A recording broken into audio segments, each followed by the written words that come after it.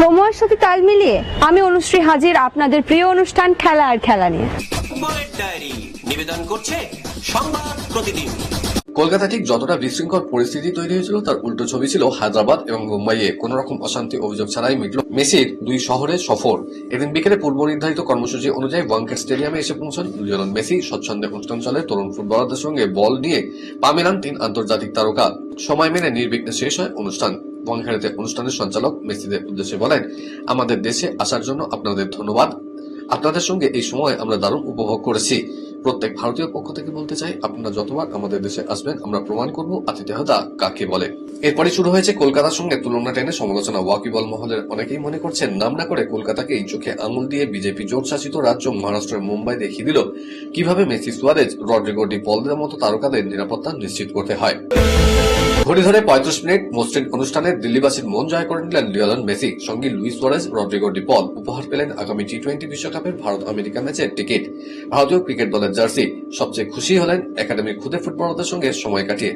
কড়া নিরাপত্তার মধ্যে বিকেল 4:26 অরুণ জেটলি স্টেডিয়ামে দুই সতীর্থকে নিয়ে পৌঁছান মেসি। এদিনের অনুষ্ঠানে আর্জেন্টিনার বিশ্বকাপ জয়ী অধিনায়কের প্রতিটি পদক্ষেপ ছিল মাপা।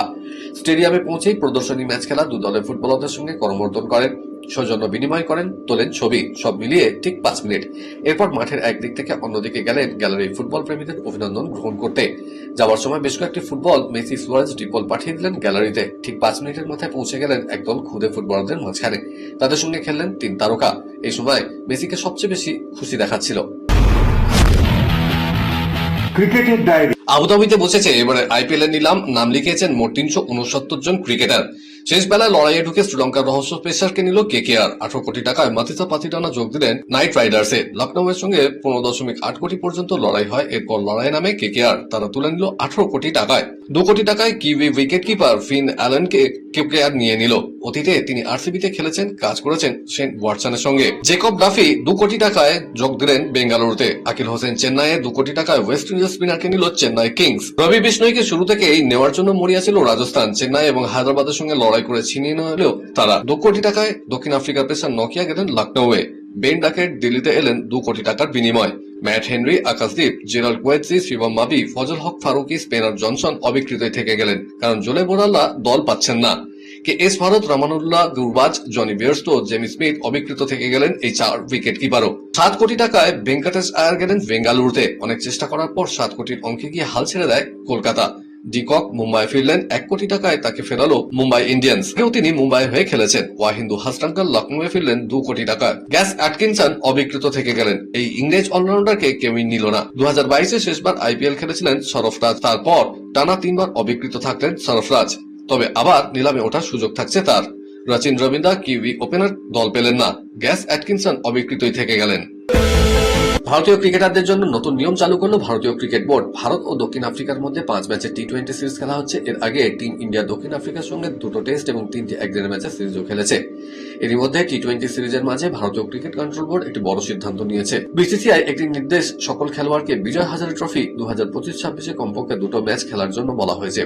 এই সিদ্ধান্ত খেলোয়াড়দের ম্যাচ ফিটনেস বজায় রাখতে এবং ঘরোয়া ক্রিকেটকে শক্তিশালী করার জন্য নেওয়া হয়েছে, যা 24শে ডিসেম্বর 2025 থেকে শুরু হতে চলেছে। এই সিদ্ধান্তটা বিশেষভাবে সেই সমস্ত সিনিয়র খেলোয়াড়দের নজরে রেখে দেওয়া হয়েছে যারা ঠাসা আন্তর্জাতিক সূচির কারণে দীর্ঘদিন ধরে ঘরোয়া ক্রিকেট খেলতেই পারেননি। বিশ্বকাপ মহিলা ক্রিকেটে ভারতীয় প্রাথমিক দলেই ছিলেন না, কিন্তু প্রতিকার আওয়াল চোট পাওয়ায় দলে ডাক পান আর বিশ্বকাপ ফাইনালে সেরা খেলোয়াড় হন। ভারতকে শেফালি বর্মা বিশ্বসেরা করেন। এবার শেফালি বর্মার মুকুটে জুড়ল আরো একটা নতুন পালক। আইসিসির নভেম্বর মাসে সেরা মহিলা ক্রিকেটার হলেন ভারতের তারকা এই ওপেনার। শেফালি ফাইনালে দক্ষিণ আফ্রিকার বিপক্ষে 87 রানের দুরন্ত ইনিংস খেলেন। তাছাড়া বল হাতেও ম্যাজিক দেখান। সোনে লুজ এবং মারজান কাপকে পরপর 2 ওভারে ফিরিয়ে দিয়ে দক্ষিণ আফ্রিকাকে ধাক্কা দেন। 7 ওভারে 36 রানে 2 উইকেট পান তিনি। দক্ষিণ আফ্রিকার বিরুদ্ধে শেষ 2টি টি-20 ম্যাচ থেকে ছিটকে গেলেন অক্ষর প্যাটেল। তিনি অসুস্থ হয়ে পড়েছেন। ভারতীয় ক্রিকেট বোর্ডের চিকিৎসকরা তার শারীরিক পরিস্থিতির দিকে নজর রাখছেন। তার পরিবর্তে ভারতীয় দলে ডাক পেলেন বাংলার বাঁহাতি অলরাউন্ডার শাহবাজ আহমেদ। অসুস্থতার জন্য ধর্মশালায় তৃতীয় টি-20 ম্যাচে খেলতে পারেননি অক্ষর। তার পরিবর্তে প্রথম একাদশে ঢুকলেন কুলদীপ যাদব। তবে অক্ষরের অসুস্থতা কি ধরনের তা জানায়নি বিসিসিআই। ভারতীয় দলের পক্ষ থেকেও কিছু জানানো হয়নি। এর আগে তৃতীয় ম্যাচের আগে ভারতীয় শিবির ছেড়ে মুম্বাই ফিরে যান জসপ্রীত বুমরাহ। রোববার দক্ষিণ আফ্রিকার বিরুদ্ধে সিরিজের তৃতীয় টি-20 ম্যাচে 28 রান করেছিলেন শুভমান গিল, কিন্তু একেবারেই ছন্দে পাওয়া যায়নি তাকে। এমনিতেই সঞ্জু স্যামসনকে বসিয়ে তাকে ওপেনার হিসেবে খেলানোর যৌক্তিকতা নিয়ে চলছিল চর্চা। 28 বলের ইনিংসে যেভাবে অস্বস্তিতে পড়েছেন তারপর সমালোচনার ঝাঁজ বেড়ে গিয়েছে। এই ফরম্যাটে 15 ইনিংসে এখনো পর্যন্ত মাত্র 291 রান করেছেন তিনি। স্ট্রাইক রেট 137.3, মেরেছেন মাত্র 4টে ছক্কা। অবশ্য শুধু গিলি নন, ক্যাপ্টেন সূর্যকুমার যাদব রানের মধ্যে নেই। 1 বছরেরও বেশি সময় ধরে 50 আসেনি তার ব্যাটে। তবে দুই তারকার উপরেই আস্থা রাখছেন সতীর্থ অভিষেক শর্মা। হাতে ওপেনার সাব বলেছেন, আমার দৃঢ় বিশ্বাস দুজনেই টি-20 বিশ্বকাপে ম্যাচ জেতাবে। শুধু তাই নয়, চলতি সিরিজেও ওদের ব্যাটে বড় রান মিলবে।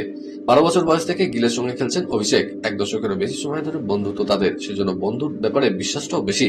দুজনের সঙ্গে দীর্ঘদিন ধরে খেলেছি, বিশেষ করে গিলের সঙ্গে সম্পর্ক বহুকালের। অ্যাডলেডে আগামীকাল থেকে শুরু হবে অ্যাশেজের তৃতীয় টেস্ট। দল ঘোষণা করলো ইংল্যান্ড। বাদ দেওয়া হয়েছে গ্যাস অ্যাটকিনসনকে, তার পরিবর্তে নেওয়া হয়েছে জস টাংকে। পিচ মন্থর বোলারদের সাহায্য করতে পারে, তবু দলে জায়গা হয়নি স্পিনার শোয়েব বশিরের। ইংল্যান্ড পিছিয়ে 0-2 ব্যবধানে। খেলার খবর আরো আছে, কিন্তু তার আগে নিয়ে নিতেই হচ্ছে ছোট্ট একটা ব্রেক। দেখতে থাকুন।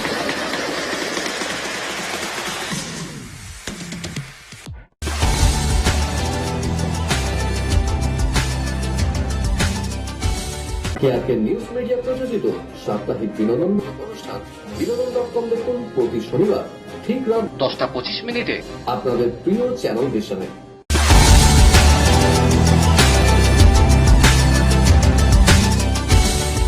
ব্রেকের পর আবার ফিরে এলাম আপনাদের প্রিয় খেলা আর খেলা নিয়ে। বিদেশের ডায়েরি। কার্লো আনসেলোত্তির সঙ্গে 2030 সাল পর্যন্ত চুক্তি করতে চলেছে ব্রাজিল ফুটবল ফেডারেশন। আনসেলোত্তি কোচিং এ সিবিএফ দারুণ খুশি। চলতি বছরের মে মাসে রিয়াল মাদ্রিদের কোচের দায়িত্ব ছেড়ে ব্রাজিলের জাতীয় দলের কোচের পদে আসীন হন তিনি। তারপর থেকে এখনো পর্যন্ত বর্ষিয়ান ইতালিয়ান কোচের কাজে রীতিমতো সন্তুষ্ট ব্রাজিলের ফুটবল কর্তারা। তারা যত দ্রুত সম্ভব আনসেলোত্তির সঙ্গে চুক্তি বাড়িয়ে নিতে আগ্রহী। আনসেলোত্তির সঙ্গে কথাবার্তা প্রায় পাকা হয়ে গিয়েছে। এমনিতে আনসেলোত্তির সঙ্গে 2026 বিশ্বকাপ পর্যন্ত ব্রাজিলের চুক্তি ছিল। এখন সিবিএফ চাইছে দীর্ঘমেয়াদী চুক্তিতে ব্রাজিলের দায়িত্বে আনসেলোত্তি হাতে তুলে দিতে। লিভারপুল কোচ আর্নে স্লট দলে গোল মেশিন মোহাম্মদ সালাহর মধ্যে বরফ কি গলেছে। গত সপ্তাহে সালাহ বিস্ফোরণ ঘটান। কেউ এই ক্লাবে আমাকে চাইছে না বলে ক্ষুব্ধ হয়েছিলেন কোচ স্লট, কিন্তু তিনি জানান সালাহর সঙ্গে এক টেবিলে বসে কথা বলবেন। এখন দেখার বরফ গলে কিনা। এই প্রথম এশীয় মহাদেশের দেশ হিসেবে স্কোয়াশ বিশ্বকাপে চ্যাম্পিয়ন হল ভারত। ভারতীয় দলের প্রতিনিধিত্ব করেন জ্যোৎস্না চিনাপ্পা, অভয় সিং এবং অনাহাত সিং। এই প্রতিযোগিতায় সব লড়াইয়ে জিতে নজির গড়েছে ভারত। ভারতীয় দলের এই সাফল্য সবার নজর কেড়েছে। এর আগে 2023 সালে বিশ্ব স্কোয়াশে ভারতীয় দল ব্রোঞ্জ পদক জিতেছিল। ভারতের এই জয় তরুণ স্কোয়াশ খেলোয়াড়দের কাছে একটা বড় প্রাপ্তি। অবশেষে স্বস্তি, আসন্ন আইপিএলে চিন্নাস্বামীতে হোম ম্যাচ খেলতে পারবে আরসিবি, তবে শর্ত সাপেক্ষে। জাস্টিস মাইকেল কুনহা কমিশনের দেওয়া নির্দেশিকা পালন করতে হবে, এমনটাই জানিয়েছে কর্ণাটকের মন্ত্রিসভা। গত আইপিএল জয়ের পর চিন্নাস্বামী স্টেডিয়ামে সমর্থকদের সঙ্গে উৎসবের আয়োজন করেছিল আরসিবি ম্যানেজমেন্ট, কিন্তু মাঠে ঢোকার সময় হুড়োহুড়িতে পদপৃষ্ট হয়ে মৃত্যু হয় 11 জন সমর্থকের। তারপর থেকেই ক্রিকেট বন্ধ চিন্নাস্বামীতে। পরে কর্ণাটক ক্রিকেট অ্যাসোসিয়েশনের নতুন সভাপতি ভেঙ্কটেশ প্রসাদ চিন্নাস্বামীতে ক্রিকেট ফেরাতে বদ্ধপরিকর ছিলেন। সেই প্রসঙ্গে তিনি সরকারের সঙ্গে একাধিকবার আলোচনাও করেন। অ্যাশেজ সিরিজে ধারাভাষ্যকার হিসেবে অস্ট্রেলিয়ায় গিয়েছিলেন মাইকেল ভন। 17 ডিসেম্বর থেকে অ্যাডলেডে শুরু তৃতীয় টেস্ট। তার আগে সিডনির বন্ডে সমুদ্র সৈকতে সময় কাটাতে গিয়েছিলেন ইংল্যান্ডের প্রাক্তন অধিনায়ক, আর সেটা করতে গিয়ে ভয়ঙ্কর অভিজ্ঞতার সম্মুখীন হয়েছেন তিনি। সমুদ্র সৈকতে ইহুদিদের হানুকা উৎসব চলছিল। ভিড়ে ঠাসা সেই সৈকতে 10 মিনিট ধরে নির্বিচারে গুলি চালান 2 বন্দুকধারী, তাতে মৃত্যু হয়েছে 15 জনের। সেই সময় সেখানেই ছিলেন ভন, কোনো মতে রক্ষা পেয়েছেন তিনি। বিজয় হাজারে ট্রফিতে খেলতে আগে সম্মতি জানিয়েছিলেন বিরাট কোহলি। এবার রোহিত শর্মা এই প্রতিযোগিতায় খেলার সিদ্ধান্ত নিলেন। মুম্বাইয়ে তাদের গ্রুপের সমস্ত ম্যাচই জয়পুরের সোহাইম্যান স্টেডিয়ামে হবে। রোহিত কতগুলো ম্যাচ খেলবেন তা অবশ্য স্পষ্ট নয়। পরের সপ্তাহে বেছে নেওয়া হবে মুম্বাই স্কোয়াড। বিজয় হাজারে ট্রফিতে শেষবার রোহিতকে দেখা গিয়েছিল 2018 সালে। হায়দ্রাবাদের বিরুদ্ধে সেমিফাইনালে খেলেছিলেন তিনি। নিউজিল্যান্ডের বিরুদ্ধে ভারতের পরের ওডিআই সিরিজ শুরু 11 জানুয়ারি। তার আগে ম্যাচ ফিট থাকার লক্ষ্যে 2 মহারথী নামবেন। কলকাতার ডায়েরি। মেসি কাণ্ডে যুব ভারতীতে ভাঙচুরের ঘটনায় প্রাথমিক তদন্ত রিপোর্টের ভিত্তিতে একগুচ্ছ শাস্তিমূলক পদক্ষেপ করল রাজ্য সরকার। প্রথমেই শোকজ করা হয়েছে রাজ্য পুলিশের ডিজি রাজীব কুমারকে। সেই সঙ্গে শোকজ করা হয়েছে বিধাননগরের কমিশনার মুকেশ কুমার, যুব কল্যাণ ও ক্রীড়া দপ্তরের সচিব রাজেশ কুমার সিনহাকে। সাসপেন্ড করা হয়েছে বিধাননগরের ডিসি অনিশ সরকারকেও। বরখাস্ত করা হয়েছে যুব ভারতী ক্রীড়াঙ্গনের সিইও দেব কুমার নন্দনকেও। তদন্ত কমিটির সুপারিশ মেনে সিট গঠন করা হয়েছে। একেই বলে শনির দশা। দুঃস্বপ্নেও কল্পনা করতে পারেননি অরূপ বিশ্বাস যে রাজ্যের ক্রীড়ামন্ত্রী হিসাবে মেসির সঙ্গে তোলা ছবিটাই শেষ ছবি হয়ে দাঁড়াবে। আজ দুপুরে পূর্ণাঙ্গ তদন্তের স্বার্থে অরূপ বিশ্বাস রাজ্যের মাননীয় মুখ্যমন্ত্রী মমতা ব্যানার্জির কাছে ইস্তফার কথা প্রকাশ করেন, আর তা গৃহীতও হয়। এই মুহূর্তে ক্রীড়ামন্ত্রী হিসাবে ক্রীড়া দপ্তরের দায়িত্ব সামলাবেন স্বয়ং মুখ্যমন্ত্রী।